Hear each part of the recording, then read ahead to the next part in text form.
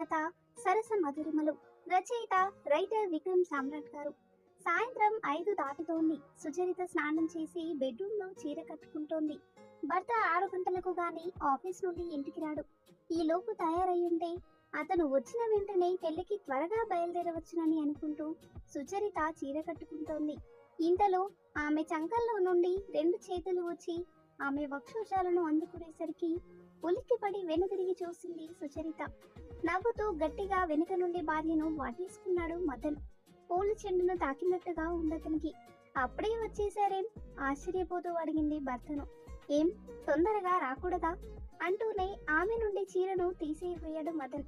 అబ్బా ఏమిటండి, ఈ చీరను కట్టుకోనివ్వండి ముందు, గోముగా అంది భర్తను పక్కకి తోస్తూ. చీర ఉన్నప్పుడు సరసమేం బాగుంటుంది అని అంటూ ఆమె చీరను లాగి కిందకు విసిరేశాడు. ఇప్పుడు ఆమె లంగా జాకెట్ మీదనే ఉంది. ఒక్కసారిగా మదన్ చేతులు ఆమెను చుట్టేశాయి. భర్త కౌగిలికి ఆమె తీయగా మూలిగింది. దృఢమైన అతని బాజువుల్లో అలా నలిగిపోవడం ఆమెకెంతో హాయిగా ఉంది. ఆమెకు తెలియకుండానే అతన్ని గాఢంగా పెనవేసుకుంది. ఆమె ఉత్సాహం అతన్ని ప్రోత్సహిస్తుంది.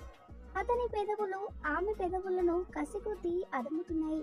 క్రింద పెదవిని తన పెదవుల మధ్య ఇరికించుకొని చిన్నగా కొరుకుతూ అదర రసాన్ని గ్రోలుతూ ఉంటే ఆమె పరవశంతో తన ఎదను అతని కఠిన వక్షస్థలానికి అదుముతూ ముద్దును ఆస్వాదించసాగింది. అతని చేతులు ఆమె నడుం మీద నాట్యం చేయసాగాయి. నడుం మడతలను సవరిస్తూ వాటి నునుపుదనాన్ని బేరీజు వేయసాగాయి. అతని పెదవులు ఆమె లేత పెదవులను వదలలేక వదిలి ఆమె బుగ్గలను, మెడను, కంఠాన్ని ముద్దులతో ముంచెత్తుతూ జాకెట్ దగ్గరికి వచ్చి ఆగిపోయాయి. అప్పటికే ఆమె శ్వాస పెరగడంతో లయబద్ధంగా జాకెట్లోని ఆమె పొంగులు పైకి కిందికి ఊగుతుండటంతో వాటిని చూసి తట్టుకోలేకపోయాడు మదన్. వెంటనే వాటిపైన చేతులు వేసి పులుకు నొలుకుతూ హొయలుపోతున్న వాటిని మెల్లగా లొంగ తీసుకోసాగాడు. ఒక పట్టాన లొంగలేదు అతనికి. మెల్లగా ఆమెను మంచం మీదకు తోసి ఆమె పక్కన చేరాడు. ఊపిరి పీల్చి వదిలినప్పుడల్లా ఎగిరెగిరి పడుతున్నాయి. వాటిని చూస్తూ ఆగలేకపోతున్నాడతను.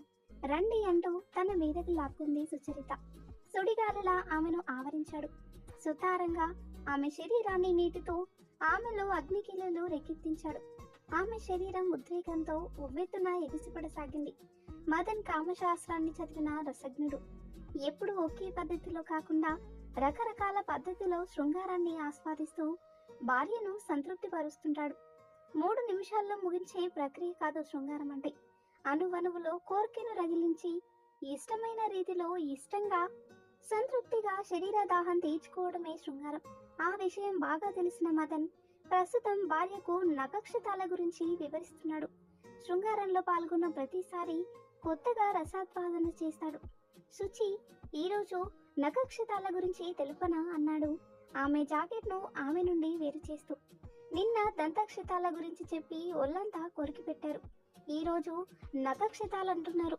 మరి ఈ రోజు ఏం చేస్తారో చూస్తాను అంటూ ముసిముసిగా నవ్వింది సుచరిత. చాలు, ఆ మాత్రం ప్రోత్సాహం ఉంటే చాలు. ఏ భర్త అయినా రెచ్చిపోయి శృంగారంలో రారాజవుతాడు. అబ్బా వద్దుంది, ఎప్పుడు అదే ధ్యాసేనా? మీరేమైనా కామపిచాచులా? అంత కామం వద్దండి. పిల్లలు పెద్దవాళ్ళు అవుతున్నారు. వాళ్ళుండగా ఏమిటండి ఈ చెత్త పనులు? చీచీ అంటూ కసిరి కొట్టిందో ఇక ఆ భర్త పని అంతే. భర్తకు ఎంత కోరికగా ఉన్నా భార్య సహకారం లేనిదే ఏమీ చేయలేడు. అదృష్టవశాత్తు మదన్ కి ఆ బాధ లేదు. మదన్ తను తృప్తి పడడమే కాదు, భార్యను కూడా సంతృప్తి పరుస్తూ శృంగారంలోని మధురములను రుచి చూపిస్తుంటాడు.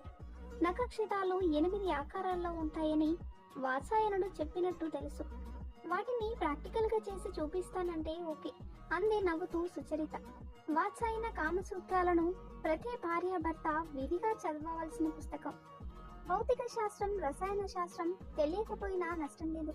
కానీ సుఖ జీవనానికి, సుఖ సంతోషాలకు, ఆనందమయ కాపురానికి తప్పకుండా కామశాస్త్రాన్ని చదవాల్సిందే. సరే, నీకు నఖక్షతాల గురించి థియరీ తెలుసు కనుక నేను నేరుగా ప్రాక్టికల్స్ లోనే వెళ్తున్నాను. ముందుగా నీకు అచురతికలు నఖక్షతం గురించి వివరిస్తాను. సారీ, చేసి చూపిస్తానని అంటూ తన 5 వేలును దగ్గరగా చేర్చి ఆమె లేత బుగ్గల మీద, ఎత్తైన ఆమె వక్షోజాల మీద మృదువుగా ఘాట్లు పడకుండా నఖక్షతం కావించాడు. అంటే మెల్లగా గిచ్చాడు.